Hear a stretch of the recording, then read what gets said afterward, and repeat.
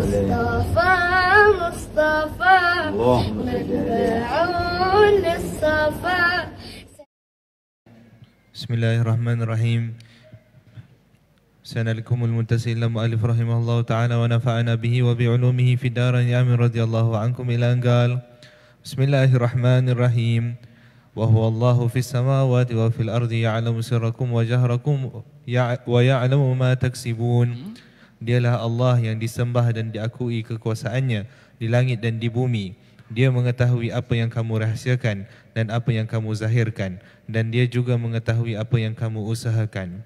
Wa'alamu anna Allah ya'lamu ma fi anfusikum fahdharuh. Ketahuilah sesungguhnya Allah mengetahui apa yang ada di dalam hati kamu, maka beringat-ingatlah kamu akan kemurkaannya.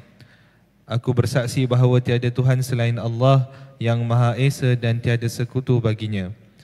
Ma yakunu min najwa thalathatin illa huwa rabi'uhum wala khamsatin illa huwa sadisuhum wala adna min dhalika wala akthara illa huwa ma'ahum aynama kanu thumma yunabbi'uhum bima 'amilu yawmal qiyamah innallaha bikulli syai'in 'alim. Tiada berlaku bisikan antara 3 orang melainkan dialah yang keempatnya, dan tiada berlaku antara 5 orang melainkan dialah yang keenamnya, dan tiada yang kurang dari bilangan itu, dan tiada yang lebih ramai melainkan dia ada bersama-sama mereka di mana sahaja mereka berada. Kemudian dia akan memberitahu kepada mereka pada hari kiamat apa yang mereka telah kerjakan. Sesungguhnya Allah Maha mengetahui akan tiap-tiap sesuatu. Aku bersaksi bahawa penghulu kita, Nabi kita, penyejuk mata kita Muhammad sallallahu alaihi wasallam adalah hamba-Nya dan utusannya. Baginda diutus Allah membawa petunjuk dan agama yang benar untuk menewaskan segala agama yang lain, meskipun tidak disukai oleh kaum musyrikin. Allah berfirman kepada baginda, Ya ayuhan nabiyyu inna arsalnaka syahidan wa mubashiran wa nadhira wa da'iyan ila Allah bi'idnihi wa sirajan munira wa bashiril mu'minina bi anna lahum minallahi fadlan kabira. Wahai Nabi, sesungguhnya kami mengutusmu sebagai saksi terhadap umatmu dan pembawa berita gembira kepada orang-orang yang beriman, serta pemberi amaran kepada orang-orang yang ingkar, juga sebagai penyeru umat manusia seluruhnya kepada agama Allah dan izinnya, dan sebagai lampu yang menerangi. Oleh itu sampaikanlah berita yang menggembirakan kepada orang-orang yang beriman bahawa sesungguhnya mereka akan beroleh limpah kurniaan yang besar dari Allah. Nun wal qalami wa ma yasturun ma anta bi ni'mati rabbika bimajnun wa inna laka la ajran ghaira mamnun wa innaka la ala khuluqin azim. Nun, demi pena dan apa yang mereka tulis, engkau wahai Muhammad dengan sebab nikmat pemberian Tuhanmu bukanlah seorang gila sebagaimana yang dituduh oleh kaum musyrik. Sesungguhnya engkau tetap beroleh pahala yang tidak putus-putus. Sesungguhnya engkau memiliki akhlak yang amat mulia. Allah telah menjelaskan sifat baginda melalui firman-Nya, Laqad manna Allahu 'alal mu'minina idh ba'atha fihim rasulan min anfusihim yatlu 'alaihim ayatihi wa yuzakkihim wa yu'allimuhumul kitaba wal hikmata wa in kanu min qablu lafi dhalalin mubin. Sesungguhnya Allah telah mengurniakan rahmat-Nya kepada orang-orang yang beriman tatkala Dia mengutuskan dalam kalangan mereka seorang rasul dari bangsa mereka sendiri yang membacakan kepada mereka ayat-ayat Allah dan membersihkan mereka dari i'tikad yang sesat, serta mengajarkan mereka kitab Allah dan hikmah hukum-hukum syariat. Sesungguhnya mereka sebelum itu berada dalam kesesatan yang nyata. Laqad ja'akum rasulun min anfusikum azizun 'alaihi ma 'anittum harisun 'alaikum bil mu'minina raufur rahim.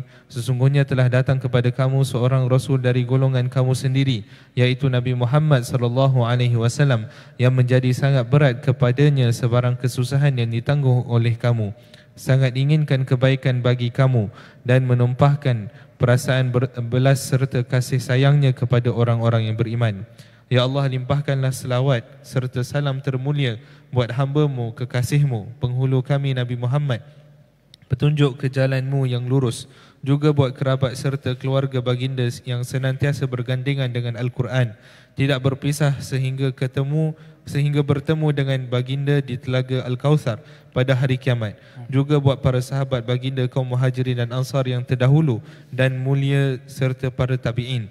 Juga selawat dan salam buat leluhur serta para saudara baginda Nabi dari kalangan Nabi dan Rasul, keluarga serta para pembantu mereka, juga buat para malaikat al-muqarrabin serta seluruh hamba Allah yang saleh. Amma ba'du, ini ialah syarahan ringkas dan padat berkenaan hakikat tasawuf dan ciri-ciri pengamalnya. Ia amat berguna bagi mereka yang sedang mencari penjelasan dan petunjuk, malah penulisnya sendiri turut mendapat manfaat darinya. Akhir kata, hamba berdoa agar Allah menyalurkan manfaat yang melimpah dengan coretan ini kepada penyusunnya, pembacanya, penulisnya, para pendengar serta seluruh umat Nabi. Nah, dalam kitab yang disusun dan ditulis oleh Al-Imam Al-Allamah Al-Habib Umar bin Muhammad bin Salim bin Hafidh, tajuknya Mahiyatut Tasawuf wa Simatu Ahlihi, hakikat tasawuf dan tanda-tanda ahli tasawuf. Hakikat tasawuf dan tanda-tanda ahli at-tasawuf. Jadi tajuk ini diletakkan hakikat tasawufnya baru orang-orang yang ahli tasawuf, supaya orang tidak keliru dengan orang yang mendakwa sufi atau ahli tasawuf tapi tidak menepati makna dan hakikat tasawuf. Untuk kenal ahli sufi, kena memahami hakikat tasawuf dulu, baru dia akan mengenali siapa itu orang yang sufi dan siapa orang yang tidak sufi. Dengan demikian, tasawuf atau ahli sufi bukan hanya dilihat pada pakaian, bukan hanya dilihat daripada penampilan, bukan hanya dilihat pada nama kelompok atau tarekat, tetapi ahli tasawuf itu hendak difahami dan dinilai dengan neraca yang namanya hakikat tasawuf. Tasawuf itu apa? Barulah kita kalau tahu tasawuf, apa itu definisinya, apa itu hakikatnya, barulah kita tahu yang mana sufi betul, yang mana sufi tak betul. Ini kenapa dibahaskan pada tajuk ini tasawufnya dulu daripada orang-orangnya, supaya kita tidak mengenali orang tasawuf karena orangnya, tapi karena kita tengok ilmunya, ilmu tasawufnya itu dulu, barulah kita akan tahu. Ini disebabkan oleh kerana ada ramainya salah faham yang berlaku tentang tasawuf, sehingga menyalahkan orang-orang yang bertasawuf disebabkan pemahaman yang salah tentang tasawuf, karena mengukur tasawuf melalui orang-orang yang mendakwa dirinya adalah ahli sufi. Sehingga dengan penilaian kepada orang-orang yang mendakwa sebagai ahli tasawuf, walaupun perbuatannya bertentangan dengan tasawuf, dengan hakikat tasawuf, sehingga dihantam rata kalau tasawuf ini tak betul. Disebabkan kesilapan di dalam memahami hakikat tasawuf. Apa itu tasawuf? Tasawuf ini adalah istilah baru dalam ilmu Islam, seperti mana istilah-istilah pada ilmu yang lainnya, ilmu fiqh, ilmu tauhid, ilmu sirah. Tidak ada di zaman Nabi namanya ilmu fiqh atau ilmu kalam atau ilmu hadis atau ilmu tafsir atau ilmu tasawuf.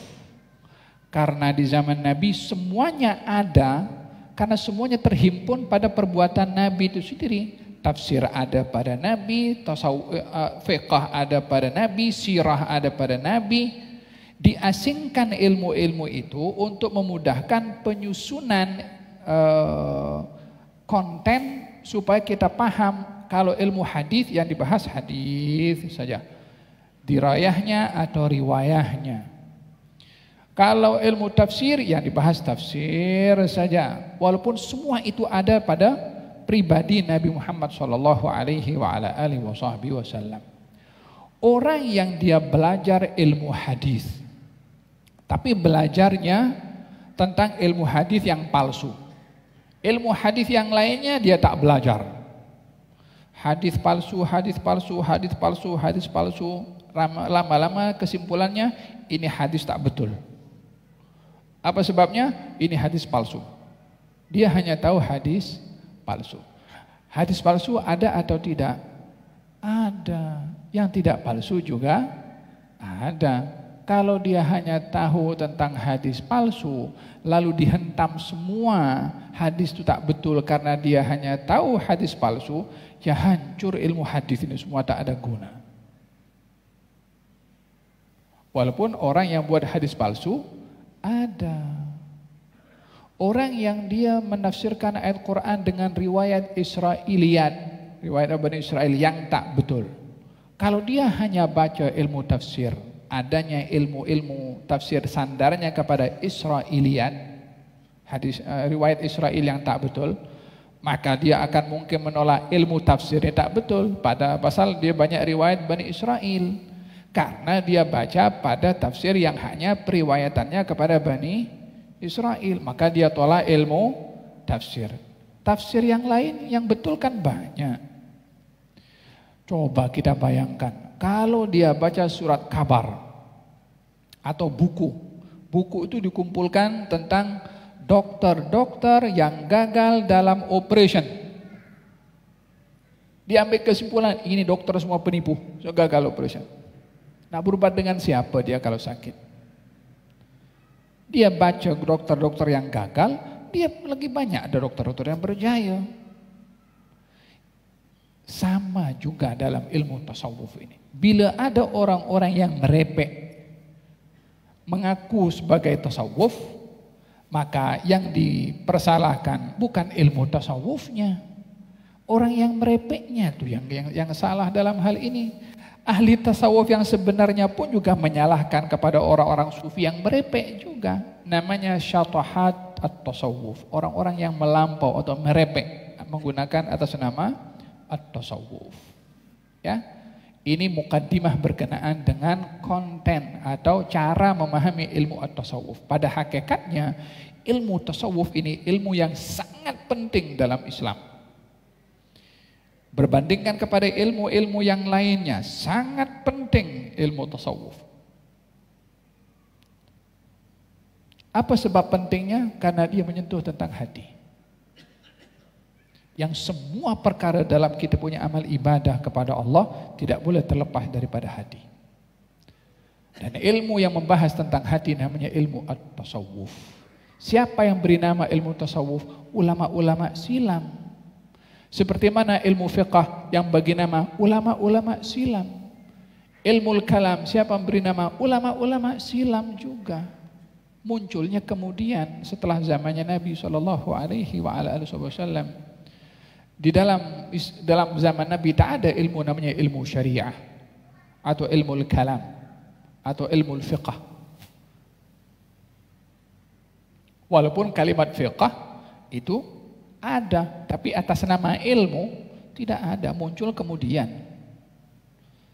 Ilmu sirah tidak ada di zaman Nabi namanya itu, tapi muncul kemudian. Diambil daripada mana? Daripada zaman Nabi. Ilmu tafsir diambil daripada siapa? Daripada zaman Nabi. Ilmu hadis diambil daripada mana? Daripada zaman Nabi. Ilmu kalam daripada zaman Nabi. Ilmu tasawuf juga daripada zaman Nabi. Sumbernya tetap kepada Nabi Muhammad sallallahu alaihi wasallam. Oleh sebab itu dalam rukun agama ini ada 3. 1 Islam, 2 iman, yang ketiga ihsan, seperti mana dalam hadis Jibril yang masyhur. Ya kan? Jibril datang kepada Rasul, tanya, "Ya Muhammad, apa itu Islam?" Jawab, rukun Islam yang 5. Kemudian ditanya, "Apa itu iman?" Jawab, rukun iman yang 6. Ditanya, "Apa itu ihsan?" Engkau sembah Allah seakan-akan kau melihat Allah. Kalau kamu tidak melihat Allah, yakinlah Allah melihat kamu. Ilmu ihsan ini pada soalan yang ketiga itu dinamakan ilmu tasawuf. Yang Islam tadi dinamakan ilmu syariah. Yang iman dinamakan ilmu tauhid atau ilmu kalam. Ilmu syariah ilmu untuk mengetahui sah atau tidaknya kita punya ibadah. Ilmu iman, ilmu untuk mengetahui benar atau tidaknya keyakinan kita. Ilmu ihsan adalah ilmu untuk mengetahui sifat-sifat yang baik yang kepada hati dan sifat-sifat yang tercela kepada hati, untuk berhias dengan sifat yang baik dan membersihkan daripada sifat yang tidak baik. Itu ilmu ihsan. Hilangkan perbezaan atau masalah kepada terminologi tasawuf. Kalau tidak ada nama tasawuf, konten ilmunya ada juga, yaitu ilmu ihsan tadi. Ada berapa nama kepada ilmu syariah, ilmu fiqh, ilmu syariah, ilmu al-Islam, dan ilmu halal wal haram. Namanya beza, kontennya sama. Ilmu tauhid, ilmu kalam, ilmu aqidah, ilmu iman. Namanya beza, kontennya sama, berbicara tentang akidah, walaupun namanya ilmu kalam. Ilmu tasawuf, ilmu ihsan, ilmu akhlak, ilmu tazkiyah. Namanya beza, kontennya sama. Dan tidaklah kita itu terpojok kepada istilah tanpa kita memahami maksud. Nah, dinamakan ilmu tasawuf, ilmu ihsan, ilmu tazkiyah, perhatikan kontennya.